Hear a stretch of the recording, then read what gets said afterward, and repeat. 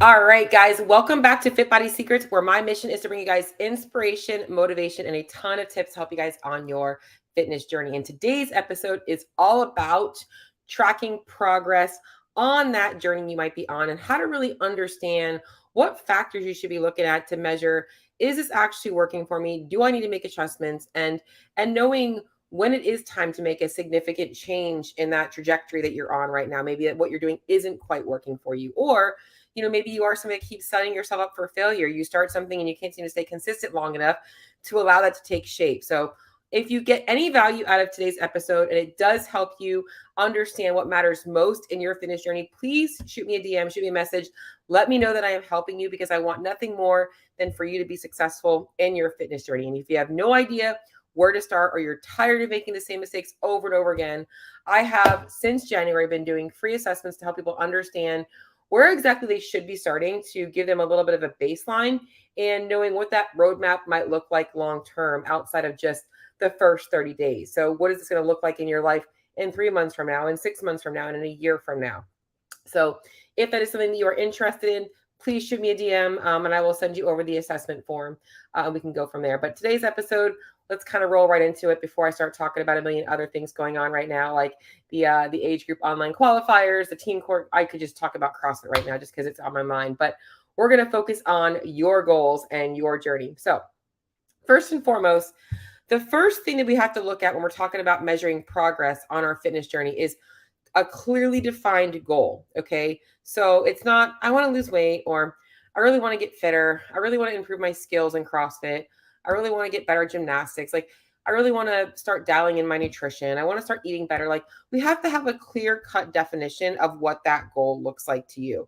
It is, I want, and I can talk about SMART goals. They're specific, measurable, attainable, relative, and time bound. But more importantly, like, it just has to have a clear cut, like, you have to be able to actually say that you can measure where you started and where you got to, and you have some kind of metrics to track that. So it's, if you have, let's say I want to lose 20 pounds, and maybe you have 100 pounds to lose, but you have to lose 20 pounds before you lose 100 pounds. So it's just setting up yourself for success. Say, I want to lose 20 pounds, or I really want to improve my gymnastics. So maybe it's saying, you want to focus on getting better at upper body pulling strength. And maybe you want to maybe you have 1 or 2 unbroken strict pull-ups. Maybe you want to get to 10 or 11.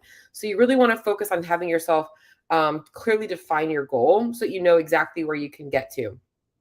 And the next piece of this goal is identifying why it's important to you. So nobody really cares about how much they weigh. What they care about is they know that they don't like how they look or they don't like how they feel in their body, whether it's heavy, sluggish, whether they don't like seeing photos of themselves, whether they just feel inflamed all the time. It's not the number on the scale. The number on the scale is relative to that thing. So why are these goals important to you? What are you unhappy with right now? And I apologize. I am still getting over this cold 2 weeks later. But understanding why it matters, because if you don't have a clearly defined why, staying committed to the goal is not going to happen. There's going to be 5 million other things that are going to stop you from achieving that. And most people are chasing a feeling. They're chasing a feeling of confidence. They're chasing a feeling of belief in themselves. They're chasing that security in themselves, that they belong, that they are good enough. And all of that really should come from, I want to say it should come all from intrinsic factors, but there is going to be some external factors as well. But we have to know what we want to feel. So why is this goal important to us? Now that we know our goal, we know our why, and we feel really confident that it is strong enough to pull us to make changes, because we are going to have to change in order to see those achievements happen, right? We have to know, where are we at? Okay. And this is one of the biggest problems with people that jump into nutrition programs, is that they don't assess where their problems are from the start, which is why I do assessments. Okay. So it's not always a person doesn't know how to eat. It's not always a person doesn't know that they should be eating balanced meals, or that they should be, limiting how much they're eating out, or they should be limiting their alcohol, or they're eating too much of, XYZ. It's usually lifestyle stuff that is stopping them from that. So knowing where a person's problems are the first places to start. So where am I starting at? Where is your nutrition? That's not going to be the same for every single person. Some people are working out 5 or 6 days a week and they're eating quote unquote clean, but have no idea how much they're eating, and they're wondering why they feel like shit all the time. So where vice versa, somebody else might not be working out at all, might be eating burgers and french fries every day. You have to assess, where am I at right now? It doesn't mean that the path to getting the goal might not be the same. It just means that you're starting in a different spot, and your focus points to getting on that path might be a little bit different, right? So the person that's already working out, they're already eating clean, they probably just need to get a better understanding of how much their body needs. Whereas this other person needs to start working out, they need to start eating a little bit healthier, and they need to prioritize how much of that food they're eating. So they might need to figure out, what's the biggest marble to cover to start, and where can I handle the work the most, versus I got to do everything at once. So you got to know where we're at. And then we have to know, like I mentioned, what are we trying to change? What do we have to change in order to get us to that goal? Okay, so this is all going to be relative to your tracking. I promise you this is all going to make sense in a little bit. So what do I actually have to change in order to achieve that goal? So maybe you have to start tracking your food in an app. So you have to start being more mindful of your portions before you start plating yourself. Maybe you just have to start cooking more at home, in which case you might have to start going to the grocery store more often. And you might have to start, making some time for meal prep or cooking before you actually just, go about your day. So we have to know what actually has to change. Do we need to build out time for a workout? Do we need to maybe take some time back from other things in our life to allow this to become a part or a priority for us? So we have to know what we have to change, because the most important thing, guys, is when it comes to reaching a goal, when you achieve that goal, not if, when you achieve that goal, you are not going to be the same person that you were when you started. And depending on how significant that goal is to you and how big the changes are, you likely are going to be somebody completely different. And that's why I think that it's so important for people to realize that it doesn't matter how stupid the goal might seem to somebody else. There is so much you're going to learn about yourself by the journey of committing to a goal and sticking to the process of achieving it, that it will carry over into other areas of your life. Whether it's 5 pounds or 10 pounds you want to lose just to look good in a bikini, or it's you have 100 pounds to lose, or maybe it is you just want to get, better at ring muscle ups. Who gives a shit about how functional that is in the grand scheme of things? But the commitment needed to pursue that skill is what's so important. So you're not going to be the same person. You're going to be more disciplined. You're going to be more committed. You're going to be somebody that understands that it takes hard work to achieve something, but it's not as hard as it is once you get going and you start to actually enjoy the process of it. So this is where I can kind of go into like a little bit of an example. All right. So I want to lose 20 pounds. I'm really tired of feeling insecure in my body. I feel like I'm always having to hide behind, clothes. I get anxiety over going clothes shopping. I'm tired of feeling that way. I'm tired of maybe my workouts feeling super heavy. I want to, start to feel better when I'm running. I just know that my eating habits are not conducive to fueling me to be at my best. And I know that if I lose 20 pounds, all the things that I'm going to have to do to make that goal happen are going to fix all of those other things. So your goal might be 20 pounds of weight loss, but it also might come with a lot of other cool, positive changes along the way, which is why measuring progress is so important. And there are two pieces of measuring progress that I want you guys to understand. There is results-based progress, and there's action-based progress. And a lot of people are very conditioned to focus solely on the results-based progress. So PRs on, lifts, or losing the weight. Those are results-focused tracking of progress, because you can't control the actual result. You can control the actions, but the result happens because of the actions. And then obviously we have to track progress on the actions to ensure that we are actually making the shift towards achieving that goal. And this is where people tend to go wrong, is because they focus solely on maybe completing a challenge. Like I can mark that off the list. I did it for 30 days or 75 days if you're doing the 75 hard. Or it's I lost weight or I didn't lose weight, or I reached the goal or I didn't reach the goal. They measure it so much on the results and not enough on the action. So the first part of this is understanding action-based progress. And it's funny because as I was typing my notes for this and I was walking, I thought about the fact that it requires commitment to achieve a goal. And I'm like, I am going to start a new thing called the commit list. So, and I think that the commit list should come, it's the things that we have to commit to in order for us to achieve that goal. And it's knowing, we might have to commit to 5 or 6 different changes, and we don't have to commit to them all at once. We just have to be patient with the journey and knowing where we're starting to get there. So the commit list is literally writing down the things that you are committing to changing to achieve that end goal. And they might change over time. Like I said, you might be starting off, all right, this week, the only thing I'm doing is I'm only cooking at home. I'm not eating anything out. If you committed to that one goal, you can knock that off your commit list every single day. Now, maybe next week you're starting to add on, all right, now I'm going to start using a food scale and figuring out how much of this food I'm actually eating. So now your commit list goes to eating at home and weighing and tracking your food. Now, the next commit list might go eating at home, weighing and tracking your food, and now I'm dialing in my protein and ensuring I'm getting in enough calories. And now we can kind of see how that can progress. So writing your own commit list, and you can decide how many things you want to add to this commit list. And it's something I'm going to be really pushing in my own community now that I've got this word written out. So actions. This is the first part of measuring progress. All right. Action-based progress. Let's just say the goal is I'm losing 20 pounds. I'm going to keep using that same goal. And your action steps are you're already working out 5 to 6 days a week at your CrossFit class. You eat pretty good, but you're really lacking on understanding how much your body needs. So, your commit list action step is I am going to hire a coach. I'm going to go ahead and get an assessment done, understand where my calories and macronutrients should be, and have her take a look at my food quality to make sure that I'm doing all the things nutritionally to support my workouts and my goals. And I'm going to commit to following through with weighing and tracking my food out so that she can see those things. So your commit list action step might be hire a coach, start tracking my food. Done. All right. And that might be the one thing you change there.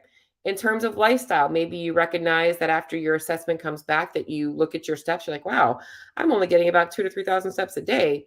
I bet I can probably knock this weight off a little faster if I just increase that to 5 to 7K. I probably won't have to cut out so many calories this way. Or you look and you notice you're not sleeping that much and you realize that you're spending an hour on Instagram before bed. So it's looking at different things that you guys can really commit to. So your action steps are the first ways you're going to measure progress. What are you committed to? And what are you doing in terms of that commitment? Are you putting the effort in? It's not, I'm loosely tracking. I'm not, tracking the little BLTs throughout the day, or I kind of miss a day or two here. It's no, I'm committed to reaching this goal, and I'm going to do that work every single day. And of course, we're going to have non-perfect days, but the goal is if you have 28 days in the calendar or whatever, 7, 4, 20, 4 weeks, and you're like putting a check in every single box that you've actually committed to that goal, you should be seeing a 90% plus committed to your goal. And that means that also the plan needs to be something that you can actually work in. So, and I don't care what anybody says. I don't want to hear any excuse that they're too busy to track their food, because nobody is eating that often throughout their day that it requires that much effort to be tracking their food. And if they are, it means they probably need to simplify some things, and that's probably going to help them reach their goals faster anyways. Okay, so what are your action steps? It might be going to the gym more often. It might be I'm committing to 4 workouts a week. Can you knock off 4 workouts every single week for 28 days? How many did you miss? Whatever that might look like to you. Other things that you can use to measure progress as well is along the way of your action steps is maybe changing some of your negative behaviors because of your mindset regarding nutrition. So for instance, maybe the eating out thing, because this is really a mindset related thing, but maybe you are someone that just relies heavily on convenience food. A great way to measure progress is, man, I spent the last 30 days, I didn't eat out at all. And that might not even been your goal. Your goal might have been to track your food, but you, in doing that, you decided to commit to also shifting into eating more at home. So it's looking at changes that way, along with changing maybe some things that you've been doing negatively to yourself. Maybe you've been that chronic, I'm really good Monday through Friday, but then Saturday and Sunday comes and I can't keep my shit together. So are you being more committed to your goal more than just 5 days a week? Have you maybe seen some improvements in your actions around those situations when you're in a position where you have to make a choice? Do I really want that, or am I just having it because it's there? So that's really important for people to understand. Okay, so action-based steps is a great way to measure progress. It's how, if you had to give yourself a grade of, 0 to 100%, what percentage are you going to get? Are you going to get a 70% or are you going to get a 95%? Okay, so giving yourself that grace.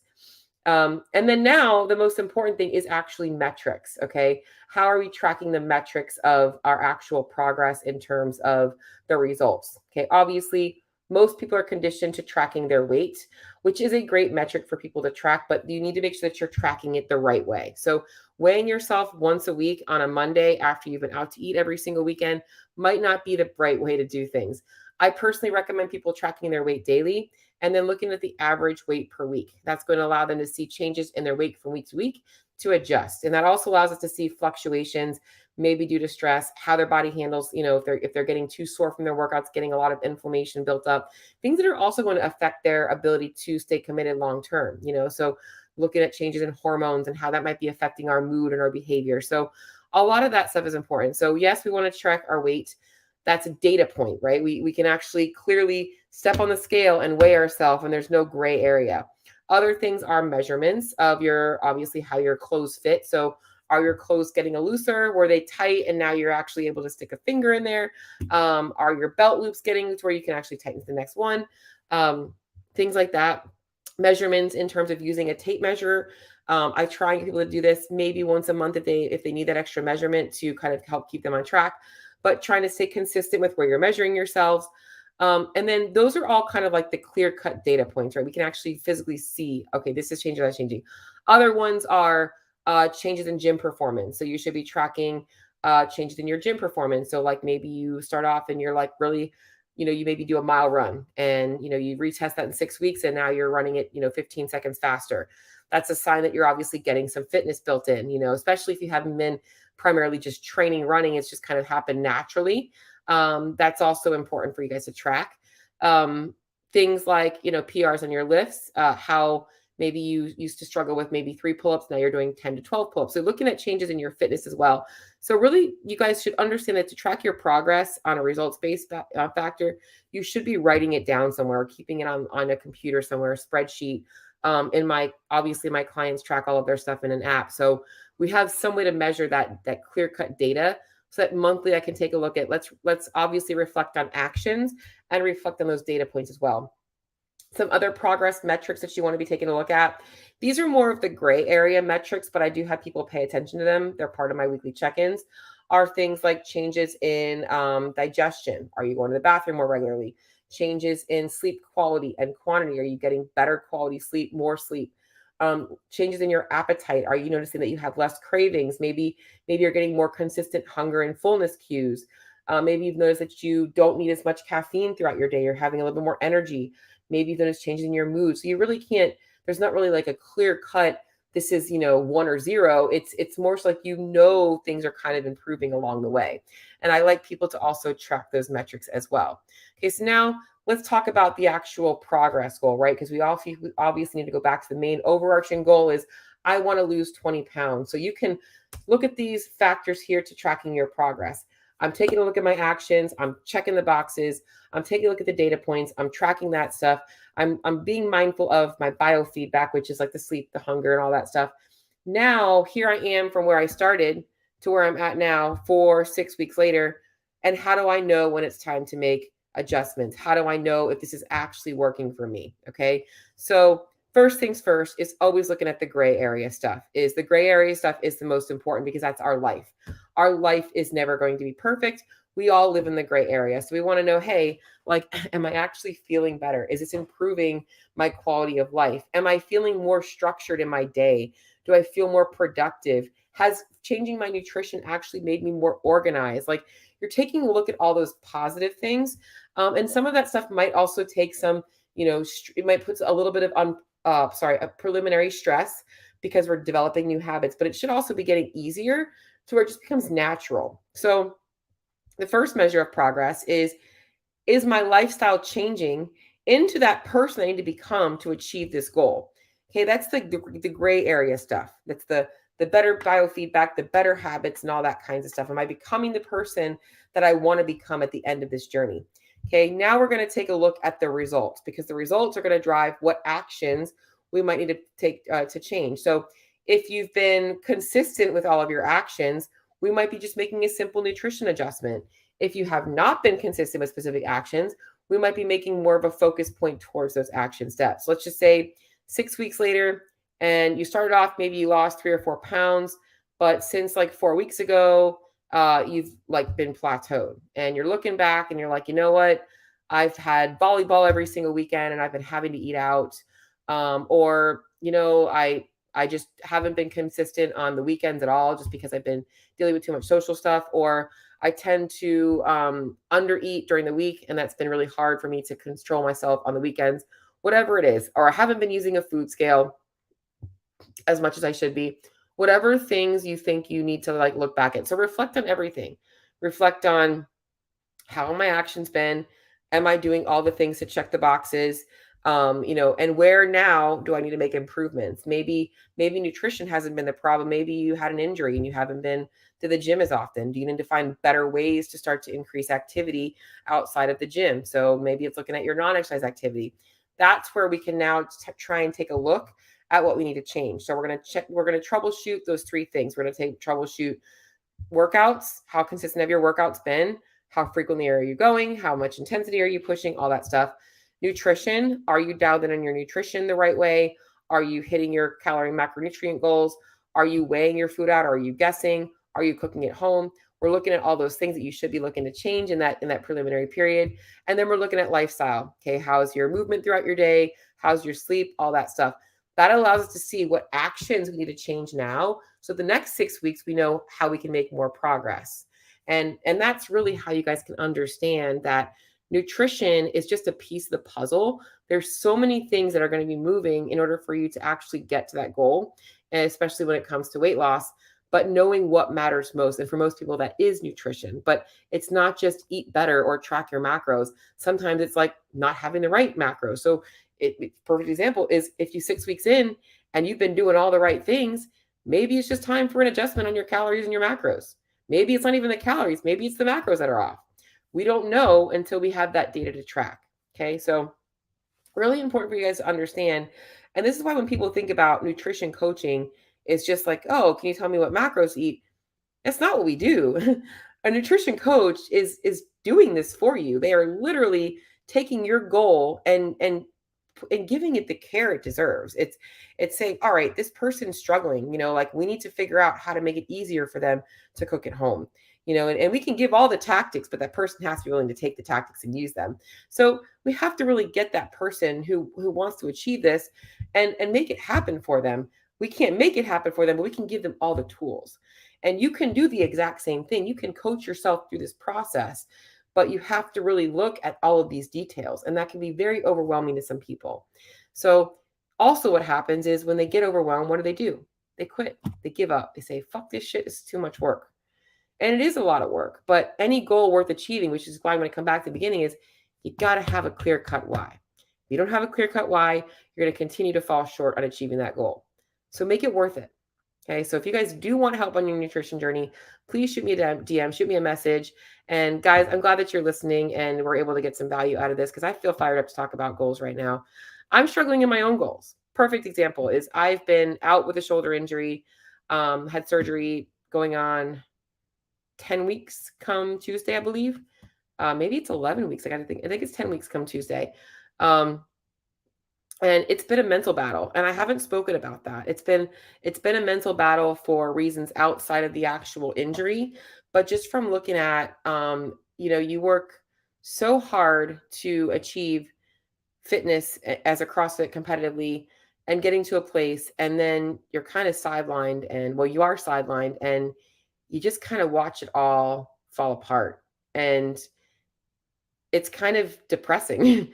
And yes, there's so much more to my life than CrossFit, but because it's been such a big part of my life, it's been really hard for me to stay focused and feel that I'm going to be able to get that back. And I've been really struggling with that myself and knowing that I'm going to have to start over from scratch. So hopefully with a little bit bigger of a foundation though.